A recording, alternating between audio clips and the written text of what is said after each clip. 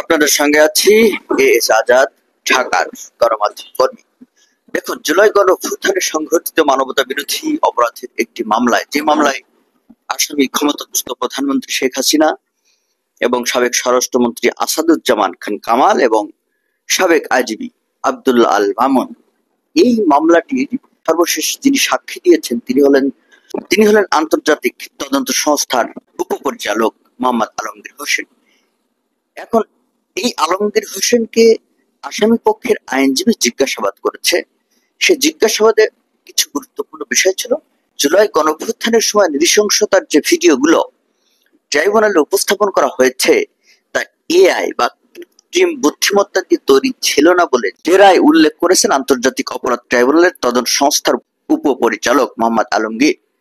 তাকে তৃতীয় দিনের মতো জেরা করেন রাষ্ট্রনিযুক্ত আসামি পক্ষের আইনজীবী আমির হোসেন। এখন আইনজীবীর যে প্রশ্ন করেছেন, প্রশ্নের জবাবটা আসলে কি ছিল, চলো আমরা দেখে আসি। গণঅভ্যুত্থানের সময় সংঘটিত মানবতা বিরোধী অপরাধের মামলায় ক্ষমতাচ্যুত প্রধানমন্ত্রী শেখ হাসিনা সহ 3 আসামির বিরুদ্ধে করা মামলার সর্বশেষ সাক্ষী মোহাম্মদ আলমগীর। তিনি এ মামলার তদন্ত কর্মকর্তাও। আন্তর্জাতিক ট্রাইব্যুনাল 1-এ মামলাটির বিচার হচ্ছে। এখন এই মামলায় 3 জন আসামির একজন সাবেক আইজিপি চৌধুরী আব্দুল্লাহ আল মামুনও আসামি। চৌধুরী আব্দুল্লাহ আল মামুন কিন্তু রাজসাক্ষী। পলাতক আসামির পক্ষে অর্থাৎ শেখ হাসিনা এবং সাবেক স্বরাষ্ট্রমন্ত্রী আসাদুজ্জামান খান কামালের পক্ষে আইনজীবী হলো আমির হোসেন।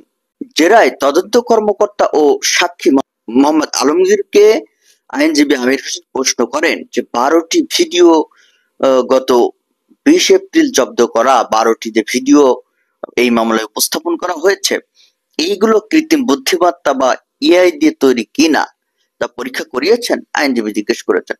এর জবাবে আলমগীর বলেন যে তিনি পরীক্ষা করেননি। তখন আইনজীবী বলেন যে ওই 12টি ভিডিও ছিল কৃত্রিম বুদ্ধিমত্তা দিয়ে তৈরি করা। এর জবাবে তদন্ত কর্মকর্তা বলেন এটি সত্য নয়। আইনজীবী পরে প্রশ্ন করেন যে গত 21 এপ্রিল জব্দ করা অপর 7টি ভিডিও কৃত্রিম বুদ্ধিমত্তা দিয়ে তৈরি কিনা তা পরীক্ষা করিয়েছিলেন।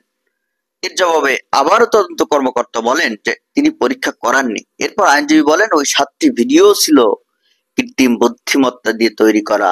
তদন্ত কর্মকর্তা তখন বলেন এটি সত্য নয়। এখন আমার প্রশ্ন হলো যে তদন্ত কর্মকর্তা যে বলছেন সত্য নয়, সত্য নয়ের পক্ষে কোনো প্রমাণ তিনি হাজির কেন করলেন না?